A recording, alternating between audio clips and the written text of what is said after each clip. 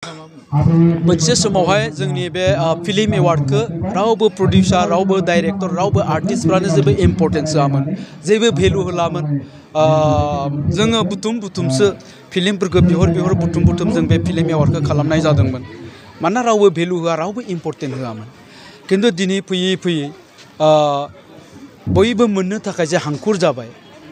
बेखौ लानानै जे दान्थे बिनथान्थे जाबाय बेनि ओंथियानो जाबाय जे बड' फिल्म एवार्डआ दिनै गोजौ मानदान्दानि जाबाय आरो जोङो नुदों जायफ्रा एवार्ड मोनबाय बिथांमोन एवार्ड मोननायफ्रा स्टेजआवनो मोदै हुगारदों गाबदों बिनि ओंथियानो जाबाय दिनै बयबो बे बड' फिल्म जा एवार्ड बे एवार्डखौ मोननो थाखाय हांखुर जाबाय आरो बेनि ओंथियानो जाबाय दिनै बे एवार्डआ दिनै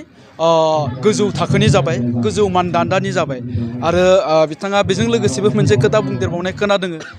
जे बिथाङा जितु आब' रजनी बसुमतारीनि जा फिल्म गराय फाख्रि बे फिल्मखौ आर्ट फिल्म होननानै बुंदों गिबियावनो आं बेनो क्लारिफिकेसन होगोन बे आर्ट फिल्म नङा आरो बिनि अनगायैबो मोनसे खोथा बुंबावदों जे बे गराय फाख्रिया नेशनेल इन्टारनेशनेल लेभेलसिम थांखानायखौ बड' फिल्म एवार्डआव माबोरै बाहागो लाफैखो सोर बाहागो लादों सोर बाहागो लाया जोंहा बेखौ बुंनो गोनां खोथा गैया मानोना जोंनि कनस्टिटिउसनाव बियो लिरनाय गैया जायफोर माने बर' फिल्म दिहुनगिरिफोर जायफोरा बर' फिल्म बानायबाय बिथांमोनानो बे फिल्मखौ साबमिट होनो हायो आरो जों गोग्गानाय मोनदों दिनै नेशनेल लेभेल इन्टारनेशनेल लेभेलाव थांनाय फिल्माबो जे जोंनि बड' फिल्म एवार्डआव बाहागो लादों बेनिख्रुइ गोग्गाथावसिन मा बाथ्रा दं आं नैबे आंनि फेसबुक पेजआव मोननैसो आं खेंफोरथि होनो नागिरदों जोंहा बयजोंबो हांख्रायनानै लाबोजाग्रा मेल मिटिं धर्मनि मिटिं स्कुल कलेज बिथांखौ बयबो बिबुंथि होनो एडभाइस होनो होननानै लिंहरो मटिभेसन होनो लिंहरो मानोना जोंहा फैलाजे बरगयारि बिथांनि आं माने खेंफोरथिखौ होनो हादों नागिरदों आरोखि मैया जे आंखौ ससियेल मिडियाआव बिथाङा बुंदों न' डाउट आं जेबो सानाखै बाथ्राया जाहैबाय गराय फाख्रि मुभिखौ लानानै बे खेंफोरथि होदों दा गराय फाख्रि मुभिया आर्ट फिल्म ना कमार्शियेल बिथाङा रजनी बायदि मेडामनावनो थांनानै गावनो सोंहैदो बा फन खालायनानै सोंदो आरोखि आर्ट मुभि ना बा कमार्शियेल मुभि आरो नङाबा सेन्सर अफिसाव थांनानै नायबानो जाबाय जोंनि गुवाहाटीयावनो ज्योति चित्र बनाव दा नैबेयावनो नुगोन आरोखि दा आं बेखौसो बुंनो नागिरदों बेयाव लिरनाय थाखायो सेन्सरनि जितु केटेगरियाव लिरनाय थाखायो दा बिथाङा बेसेबांसिम दिनैसिम सेन्सर बर्डनिफ्राय सार्टिफिकेट लादों लायाखै आं बेखौ बुंनो थाङा दा आं नुवाखैबो बिथांनाव दिनैसिम मोनसेबो सेन्सर फिल्मखौनो नुफेराखै आं बेनाव बिथांनाव आं दिनैसिम 6-7थासो आं सेन्सर फिल्म बानायबाय ओंखायनो नोंदों आं सार्टिफिकेटखौ नोंथांमोननो देखायनो हागोन नैबे अनसुला आफानि 2015आवनो बानायनाय अनसुला आफा बे कमार्शियेल मुभि आरो लोगोसे नोंथां आं खोन्थाबावनो नागिरदों सिमांनि हौवा गोदान सिमांनि हौवा गोदान बिथांमोना बेखौबो नुगोन बेखौ नायबानो नुगोन आरोखि कमार्शियेल ना आर्ट फिल्म बेबो आरो लोगोसे नैबे दं सनानि न'खर आंनि 2018नि सिनेमा बेयावबो मिथिगोन आरो हिर'नि दं हिर'नि सार्टिफिकेटआ माने बेलेगाव थाबाय आं माबा नायनो मा दङ नांगौबा आं नोंथांमोननो होनो हागोन आरो फिल्मखौ नायबानो नोंथांमोन मोनसिगोन आरोखि थांखि गैयै समाज बेखौबो आं सेन्सर खालायदों आरो लोगोसे थैसाम पार्ट 2नि जितु टिजार बेयावबो दङ 35 सेकेन्ड बेखौबो आङो सेन्सर खालायदों आरो लोगोसे नैबे दं थैसाम पार्ट 2निनो ट्रेलार जिथुनाखि डिउरेसना जाहैबाय 249 मिनिट्सनि बेखौबो आं सेन्सर खालायदों जाय माने सेन्सर खालायबा नों हलावहाय ट्रेलारखौबो देखायनो मोना आरोखि आरो नैबे थैसाम पार्ट 2नि जिथुनाखि सेन्सर सार्टिफिकेट बिथांमोना नायबानो नुगोन आरो फिल्मावबो नुखागोन दा बेयावनो गासैबो केटेगरि लिरनाय थाखाय अबे आर्ट मुभि अबे कमार्शियेल अबे एडाल्ट बेयाव लिरनाय थायो आरोखि दा आङो फैला बिथांखौ आं बेखौसो बुंनो लुगैदों दिनैसिम बेसेबां आर्ट मुभिनि सोमोन्दै बेसेबां नलेज दं आरो कमार्शियेल फिल्मनि सायाव बेसेबां नलेज दं आं बेखौ बुंलायनो गोनांथि गैया गावनो फिल्म मेकार हिसाबै गुगोलाव थांनानै सार्च खालाय आरो फिल्मनि माखासे लेखाखौबो बिथाङा नायनो हागोन आरोखि आं बेखौसो बुंनो लुगैदों आरोखि दा बेखौ लानानै बिथाङा दान्थे बिदान्थे जादों आंजों नायथों आरो मैया सपन बिथाङा शाहरुख खाननि मोनसे मटिभेट माने मोनसे स्पेसखौ होदों आरो आर्ट फिल्मा माबायदि जायो कमार्शियला माबायदि जायो बिथाङा बिनि जुदि पेजआव बा माने ग्रुपआवबो शेयार खालायदों बिथाङा आंबो शेयार खालायना होदों बेखौ नायबाबो मोनसिगोन कमार्शियल फिल्मा माब्रै आर्ट फिल्मा माब्रै आरोखि बे मोनसे थांबाय आरो मोनसेया जाहैबाय जयन्त नार्जारिनि खोथाखौ लानानै बुंदों दा जयन्त नार्जारिखौबो बिथाङानो गावनो डिसिसन खालायनानै जुरि मेम्बाराव सोबाय नो डाउट सोदों जेबो नङा खिन्थु जुरि मेम्बारनि हिसाबै एज ए बैसो हिसाबै 50 बा 60 प्लास जानांगौमोन आरो बिथाङा दा प्रेजेन्टआवनो एक्टिभ आर्टिस्ट रुल एक्टिं खालायबाय थायो आरो बिथाङा दिनैसिम मोनबैसो सिनेमा माने डाइरेक्सन स्ट'रि स्क्रिप्ट लिरदों आं बेखौ नुफेराखै खमसे खम मोनबा 6थासो डाइरेक्सन स्ट'रि नलेज थानाय जानांगोन आरोखि जा जों जुथु नुबाय जों जुथु फिल्मनि जुथु लेखाफोर थायो नालाय बेखौ जों फरायना मोनो गुगोलाव सार्च खालायबा मोनगोन आरोखि आजिखालिथ' गुगोलाव थाजोबो दा गावनो हारसिं डिसिसन लाबाय बेखौबो सोबाय बेथ' जानाङामोन आरो बाथ्राया जाहैबाय आंनि दा थैसामथु मुभिनि जुदि बेस्ट डाइरेक्सननि जुथु आङो नमिनेट मोननांगौमोन बेखौ मोननाय मोननि खारना जाहैबाय आङो जिथुनाखि एवार्डनि साननैसो बा साननै सिगाङावनो आं मिन्थिबाय जे जुरि मेम्बारनिफ्रायनो खोथाया बे लिक आउट जानाय जोंबो मानसि दं जोंनिबो माने जोंखौबो मोजां मोनग्रा मानसि दं बिथांमोनानो बुंबाय जे रबि नार्जारिनि कपि सिनेमाखौ जों नाया एवार्ड होआ होननाय बेखौबो गावसोरनो बुंना लाबाय नो डाउट नायाबा जेबो नङा आंनि 3000 जिथुनाखि एवार्डनि नामाव फिस लायोमोन बेखौबो लानांगौ हरफिननो हायोमोन नाया होननानै हरफिननांगौ आं जेबो गाज्रि सानामोन दिनै मानो नोंसिनिफ्राय खोथाया लिक आउट जाबाय थाखो नैबेनि थाखायसो आं बिबुंथिखौ होनो गोनां जादों आरो मेन बाथ्राया मोनसे खोथाया जाहैबाय फैला एमसिएलए जिथुनाखि जयन्त नार्जारिया गावनो एक्टिं खालायदों बे सिनेमाखौ बियो पार्टिसिपेट खालायनो होआखै होनदोंमोन माने हराखै जाहैदों दा हराखैब्ला नैबेखौ नायदो नैबे मेगाजिन बे मेगाजिना थांनाय नैबे 6थि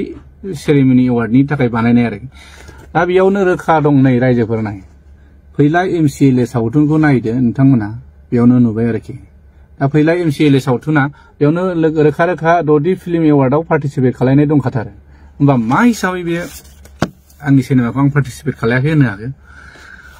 जेबो साना माने खोथाया बेहा बुंबानो जायो नालाय टेलेन्टेड मानसिनि आरो मटिभेसन होग्रा जायनाखि स्कुल कलेजाव बिथांखौ मटिभेसन खालायनो स्पेस होनो बिबुंथि होनो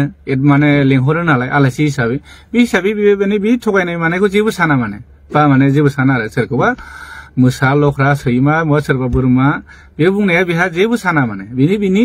बुंनांगौ मटिभेसनसो माने गथ'फोरखौ बिदि स्पेस होबोयै जादों आं खोनायाखै खिन्थु आं बे साननाय आरो आंनि दा साननायाव आं बिदि नुहुरदों आरो माने गथ'फोरखौ बिदि मटिभेसन होबोयो नामा बेबा स्पेस होफैयो नामा नैबे आरोखि दा आरो मोनसे भुल खालायबाय जयन्त नार्जारिनि खोथाखौ आं बुंबावनो जयन्त नार्जारिनि थानायनि थाखाय दिनै सानसोरां खाख्लारिया बेस्ट डाइरेक्टर जुरि एवार्ड मोनदों खांख्रायावनो बे खांख्राइखौ आं नायाखै आं एसे नायदों खिन्थु आं डाइरेक्ट होनखायो आं इन्ट्रेस्ट मोनाखै दै माने इनसाल्ट खालायनाय नङा रायजोफोरनाव नायबाबो सोंबाबो मोनसिगोन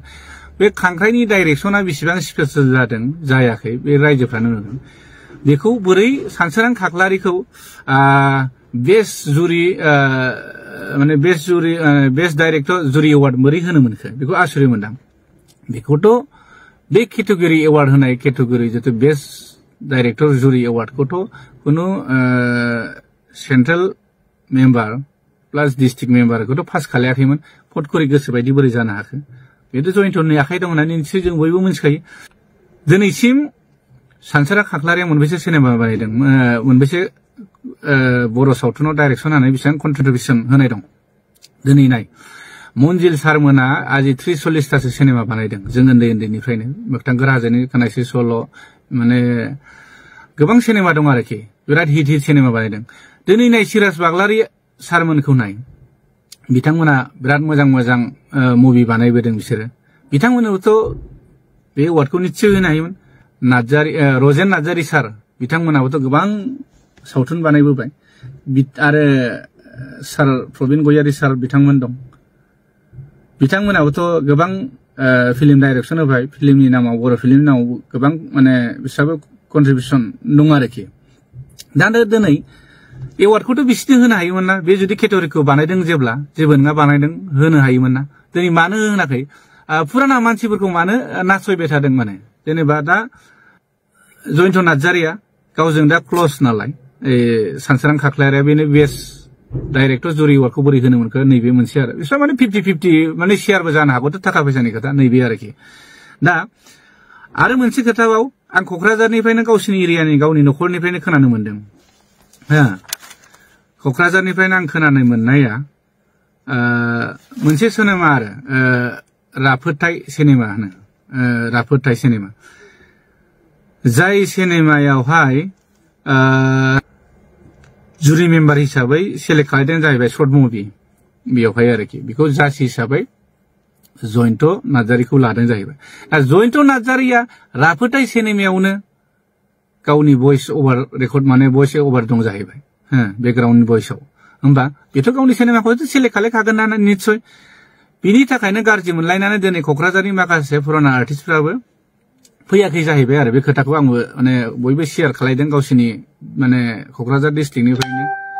जोंखौबो मोजां मोननाय मानसिफ्रा बिदिनो शेयार खालायहरदों आरो होमबा दिनै बे मानसिया कन्ट्रिबिउसन माने बेयावहाय कन्ट्राभार्सि जागासिनो होमबा बेबायदि मानसिखौ बोरैहाय जुरि मेम्बाराव होनांगौ होनो माने नैबेबायदि खोथा फैदों आरो दिनैसिम जुदि जुरि मेम्बारा बेबायदि स्टाइलाव थांबाय थायोब्ला फैगौ प्रडिउसारफ्रा रावबो फिल्म एवार्डनि नामाव गावनि फिल्मखौ दैथायहरनाय नङा मानो होनब्ला दिनै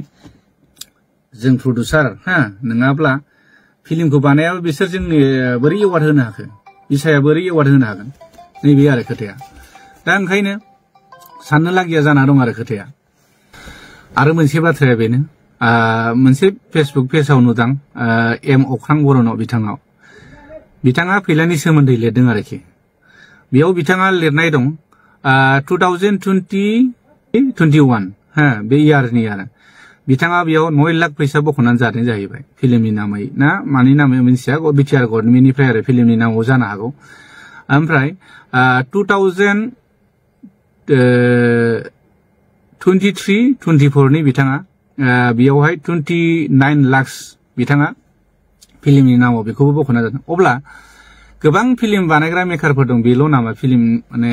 फिल्मनि फैसा जानो बा फिल्मनि नामाव फैसा बख'नानै जानो दा बेखौनो सिन्था खालायना नाय आरो माने आरो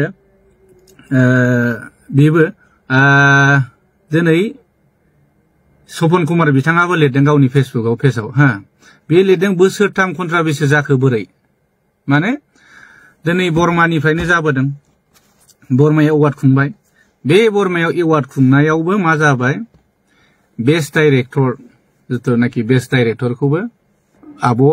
रजनी मेदामासोमोन आरोखि दा बे खोथाखौबो गावबो मिथिखाबाय आरोखि माने रजनी मेदामाबो मिथिखाबाय दा बे हिसाबै बे एवार्डखौ गाव फैनो हायैनि थाखाय मेदाम अनजालि दैमारिखौ माने फाथायहरबाय आरोखि एवार्ड फांसननि नामाव बेस्ट डाइरेक्टरनि माने जुदि एवार्डखौ नों रिसिभ खालायदो होनलायनानै जेता एनाउन्स होयो अब्ला पंकज लाहारिनि नाम ओंखारबाय बेयावथ' आसुरित जाबाय बिनि थाखाय फेसबुकआव बेसेबांबा गोलाव मेदाम रजनीयाबो लिरबाय आरो माने बेयाव बोरै जानो मोनखो बे पलिटिक्स हाबनो मोनखो होननानै दा बेखौ होननानै बे खोथाखौ मिथिनानै जोंहा पंकज लाहारि बिथाङाबो आं बायनाय एवार्डखौ मानो लानो होननानै फेसबुक पेजाव बिराद माने गोलाव लिरबाय आरोखि दा दिनै बिदियाव कन्ट्राभार्सि जाबाय थादों आरोखि जाय बे खोथाया गावसिनि जुरि मेम्बारनिफ्रायनो ओंखारदोंमोन आरोखि जुरि मेम्बारनिफ्राय ओंखारनायाव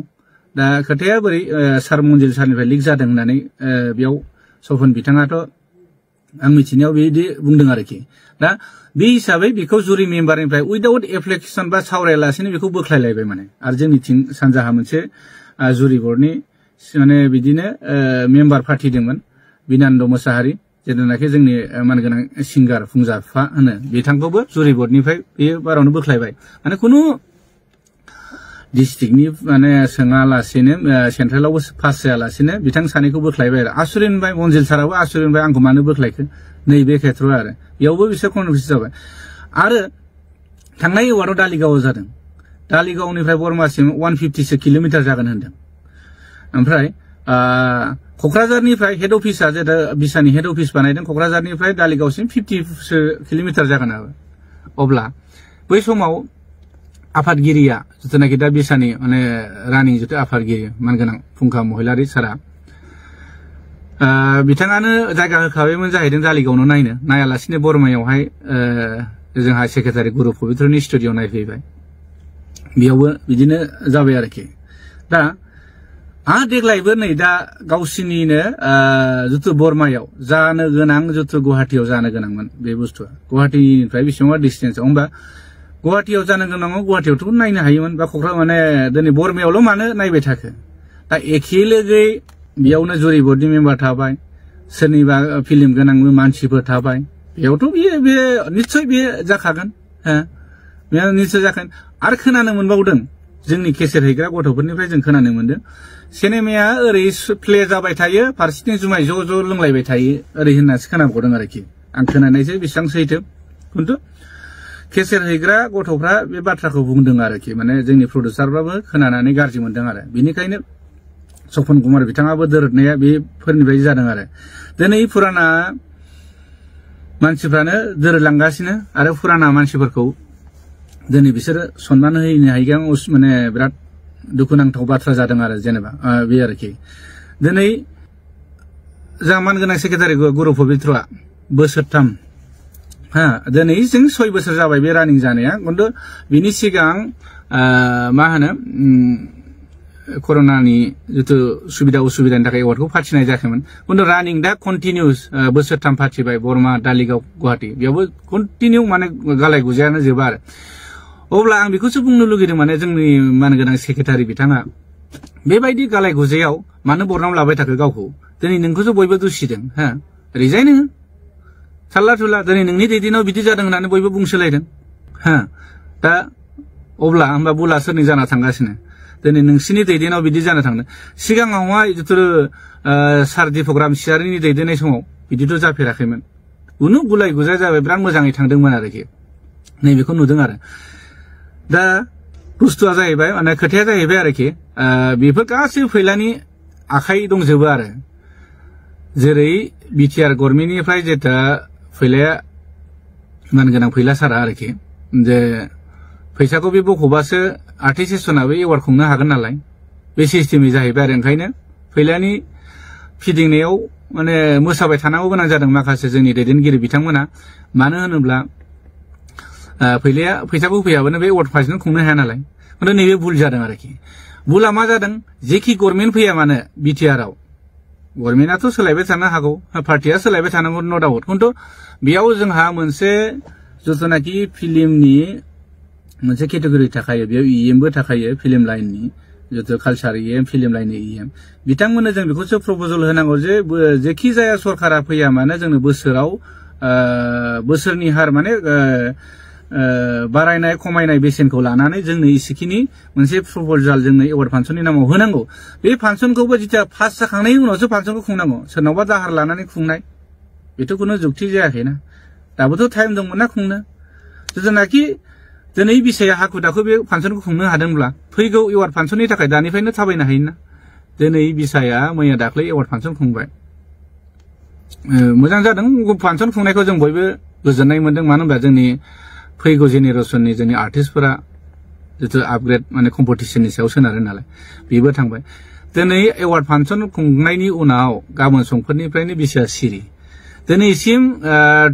खै बोसोर जाखो बिसाया जेनेबा दासिमबो जेबो डेभेलप नुहुराखै आरो बे बाथ्राखौ माने नुगासिनो आरोखि माने एवार्ड फांसनाव फैसा थाखानि खोथा थाहैबाय नालाय बेयाव थैसोमथारो आरोखि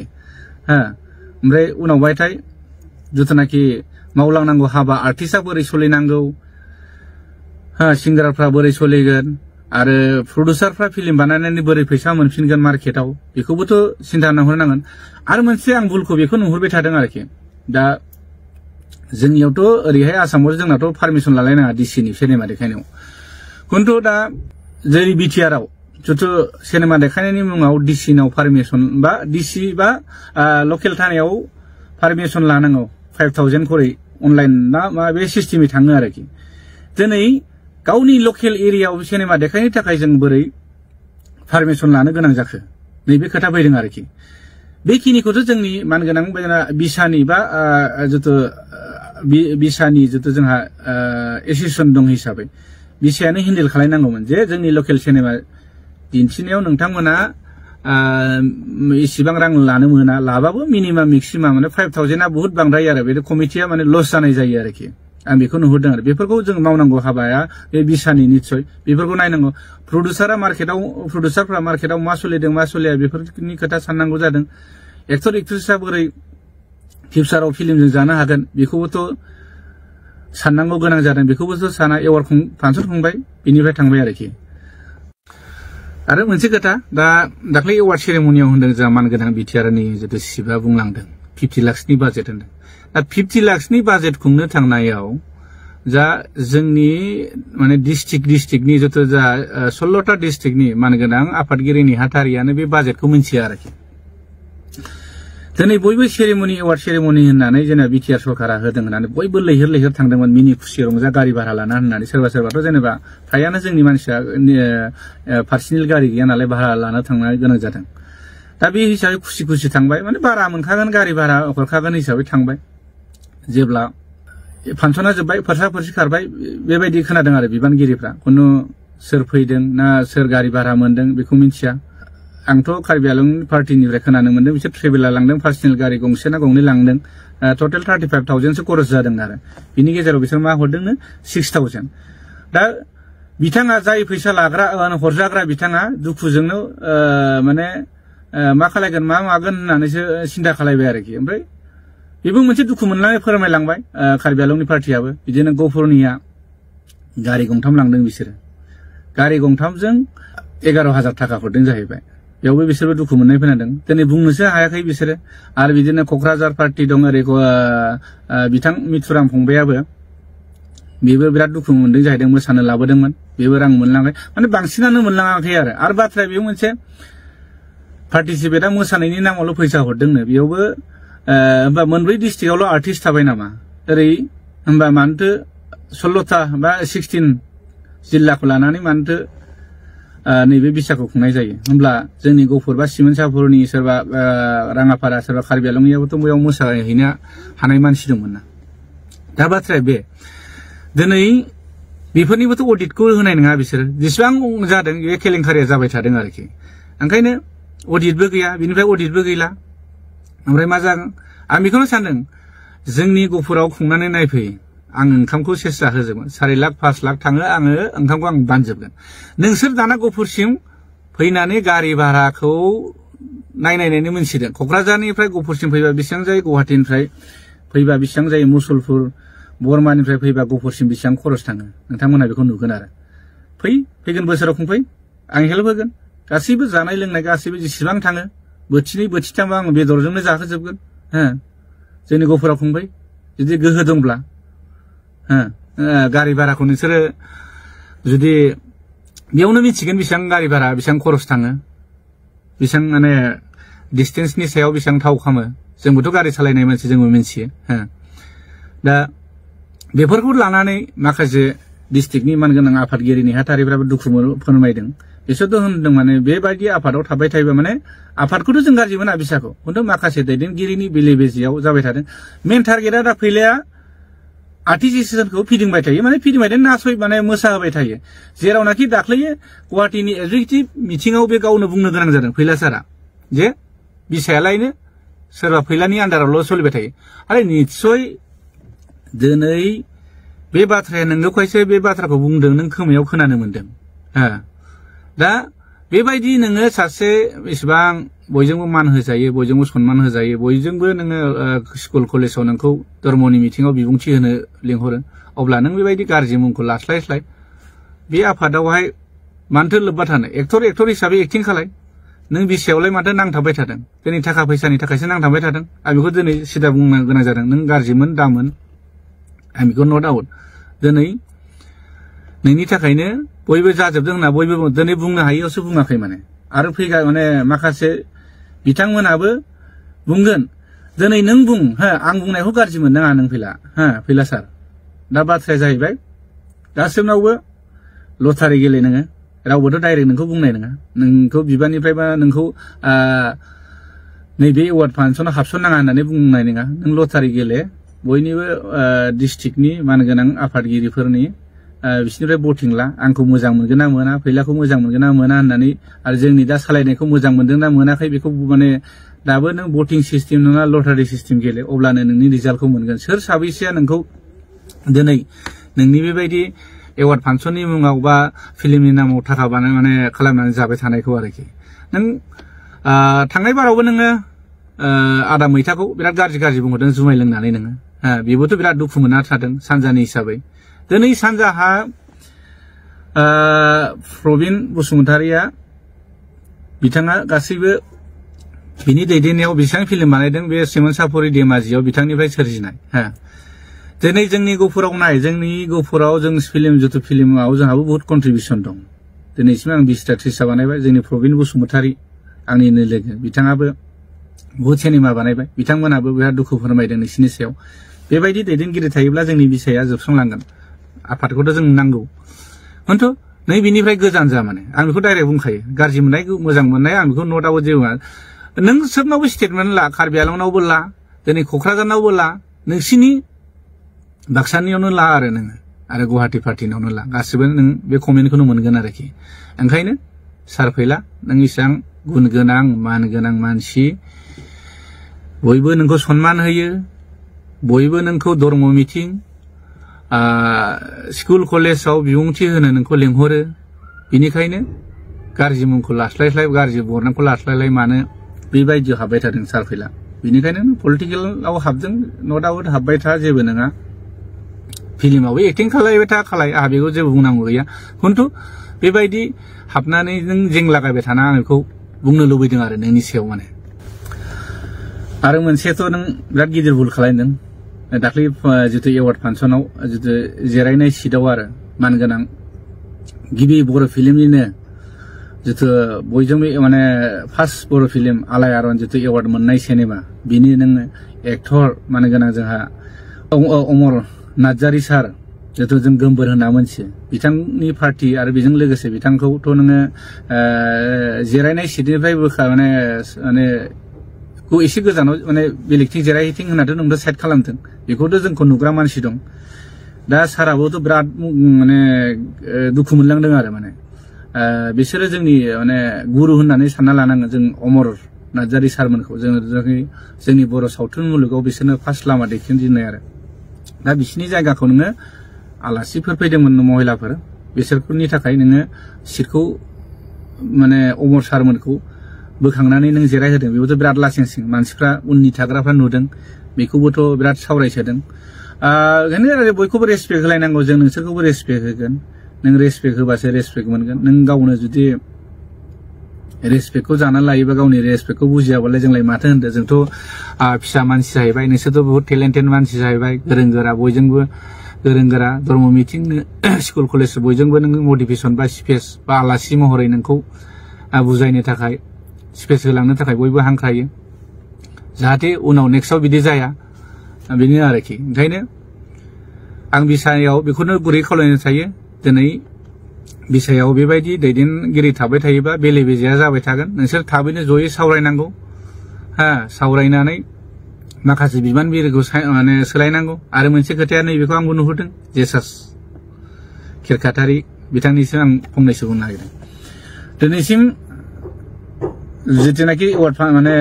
सेरेमनि होजेननायनिफ्राय बिथाङा मेगाजिन सेक्रेटारि ओरैनो थामसा हिसाबै बोसोरथाममोन बा मोजां मावनायनि थाखाय बिथांखौ 6 बोसोर होबाय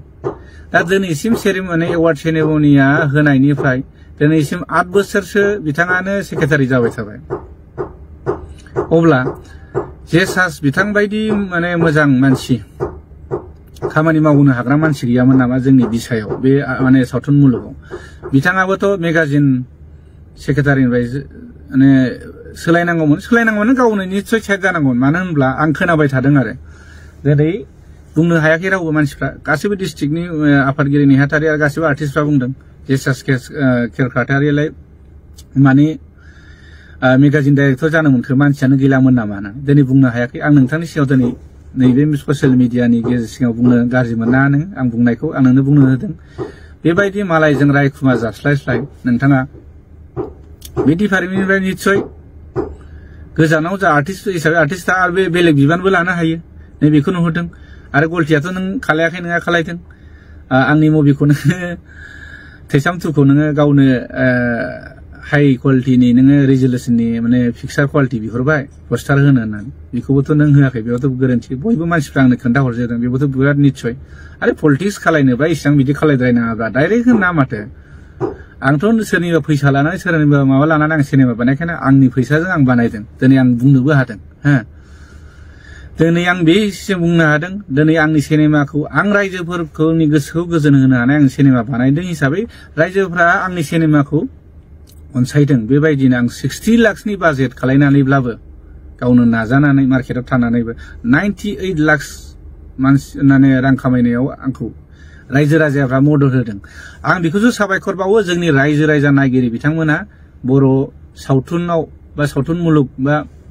आंनिल' सावथुन नङा गुबुन सिनेमाफोरखौबो नायनो थाखाय आं खावलायो नोंथांमोन जेनै नायनानै जे नोंथांमोननिफ्राय एसे एनै कन्ट्रिबिउसन फैसा मोननानैसो जों मुभिखौ बानायफिननो हायो आरोखि आं बेखौनो जोबोद साबायखर बावनो थायो जोंनि नायगिरि बिथांमोननिसिम आरोखि बे आंनि गोजोननाय थाबाय दा आरो मोनसे बाथ्राखौ आं बुंनो सानबावदों मानगोनां जोंनिनो एक माने बयनिफ्रायबो जुनियरसिन जिहेतु जोंहा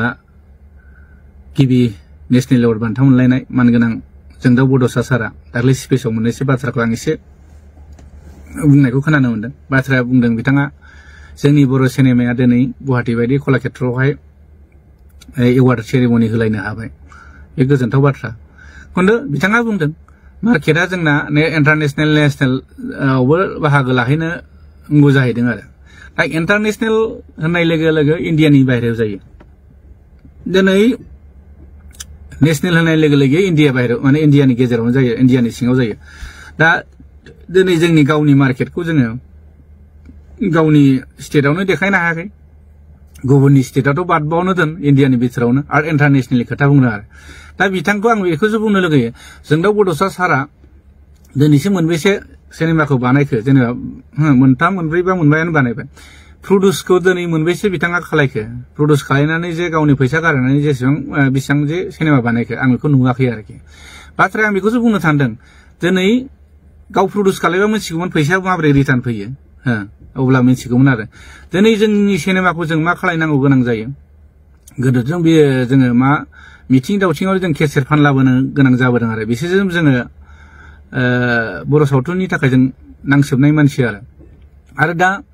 जिथुनाखि जोंनि मुभिखौ जोङो दा देखायनो जोंहा प्लेटफर्म गैया सिनेमा हल गैया मा गैया दिनै दंब्लाबो खोब खम आरो माने एरियायावहाय दिनै बङाइगाव क'क्राझार टंला बायदियाव जा बर' एरिया जायो खिन्थु दा मार्केटआ बेसेबां गिदिर बेखौबोथ' नायनांबायना जों गावनि एरियायावनो आसामावनो जोङो जोंनि सिनेमा हलावनो देखायनो हायाखै माने इन्टारनेशनेल खोथा बा नेशनेलनि खोथा सानखो दिनै जोंनि फिल्म बानायग्राफ्रानो दिनै बेबायदि सेन्सर बर्डनि सार्टिफिकेटखौनो लाफेरा बांसिनानो बहुत खम होमबा बेखौ लाबासो नों हलाव देखायनो मोनगोन बा गुबुन स्टेटनि हलावबो देखायनो मोनगोन अब्लासो नों इन्टारनेशनेलाव थांनो मोनगोन दा बेफोरनि खोथाखौथ' जोंनि जुरि बर्डनि जिथु मानगोनां जोंदाव बड'सा साराबो साननांगौमोन आरो दा उफाय गैया जों मा खालायनो गोनां जों फुजायाव जोङो मुभिखौ देखायो बे फुजा समाव मा जायो बोथोरा गाज्रि अखा हायो थांनाय बोसोरावबो थांनाय बाराव बहुत मोजां सिनेमा ओंखारदोंमोन बिथांमोना बिराद लस जानाय ओंखारदों प्रडिउसारफ्रा बाजेट गिदिरनि सिनेमामोन दा नैबे आरोखि जोंहा हलनि गोनांथिया बे आरो दा जोंनियाव हला 6टा ना मोनबा हल जादों होनदों रौता ओमफ्राय बागानपारा सिमला ओमफ्राय रुनिकाटा सेरफांगुरि बिदिनो 6टा ना मोनबा हल खुलिदों दा नैबे जोंनि हलावबो जोंनि सिनेमायाथ' देखायनो मोननाय नङा मानो देखायनो मोना होनबा जोंनि आर्टिस्ट एसोसिएशननि सार्टिफिकेटखौ लानानै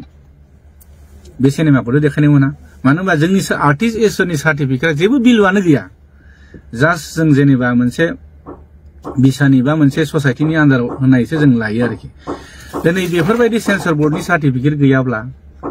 सिनेमा हलावबो दिन्थिनो होखाया आरोखि होमब्ला गावनि सिनेमाखौ गावनि जायगायावनो देखायनो मोनाब्ला होमबा मा जानो नैबे आरोखि ओंखायनो आं बेखौबो बयखौबो बुजायो जोंनि प्रडिउसारफोरखौ बयबो सेन्सर खालायनायनि नामावथ' बारा थाङा 30,000 40,000 डिउरेसननि सायाव बारा 50,000 आरो होमबा बेफोरखौ गारनो बानानै नोङो गावनि सिनेमाखौनो अपेनलि देखायनो हाया गुबुन स्टेटआवबो देखायनोबो नों गिलं बेबायदि जायो आरोखि दिनै आं जेरै हायद्राबाद सिनेमा हलाव देखायदों, बेंगलराव देखायदों, डिमापुराव देखायदों, इटानगराव देखायदों, बेबायदि देखायहैनो हानाय नङा आरोखि। खिन्थु आंखौल' आं बुंना लादों जादों बे नङा, आंनिबो भुल जागोन। खिन्थु आं बेखौसो मटिभेसन होयो आरो जोंनि जेना प्रडिउसारफोरखौ जाहाथे लस जानाङा। जेरै जोंनि दा बाजेट जिथुनाखि थिकादार नङाबा जोंहा माने बाजेटनि फिल्म बानायनो हाखाया। मानो होनब्ला जोंहा मार्केटानो गैखाया। दा बेखौनो आं सानो आरो जोंनि फिल्म मेकारफ्राबो खोब सानलायनांगौ जे जाय बाजेट फिल्म बानायदों प्रडिउसार जिथु थिकादार बिथांमोना ओंखारदों 30 लाख 40 लाख 50 लाख गारदों, बिथांमोननि सिनेमाखौ जाहाथे रिकभार खालायनानै प्रडिउसारखौ नेक्स्टआव जों मोनफिनो नैबेखौ साननांगौ आरो। ओंखायनो दा मार्केटाव जोंना बुहुत खस्थ' आरो बेखौनो आं नुहुरदों आरो। ओंखायनो जों इन्टारनेसनेल खोथाखौ साननानै लाब गैया। जों गावनि जायगायावनो जोङो मार्केटखौनो खालायनो हायाखै आरोखि। दा भिडिअ'आथ' खोब गोलाव जाबाय। आङो दा बेनो आरो भिडिअ गोलावनि थाखाय आं निमाहा बिनाय थाबाय। जाहाथे आं बुंनांगौआ माने बुंबावसिगोन। आं बयखौबो अननाय आरो खुलुमनायखौ बावहरबाय। आंनि नायगिरि बिथांफोर, सावथुन मुलुगखौ नायनानै मोजां मोनग्रा रायजो राजाफोरखौ आं आंनिफ्राय फिन आरो खुलुमनायखौ बावहरबाय। बेयाव माबाफोर गोरोन्थि जायोब्ला निमाहा मोनगोन आं खुलुमनाय थाबाय। जै बर' हारिनि बर' नायगिरि, सावथुन मुलुग नायगिरि बिथांमोना बयबो जै जाथों।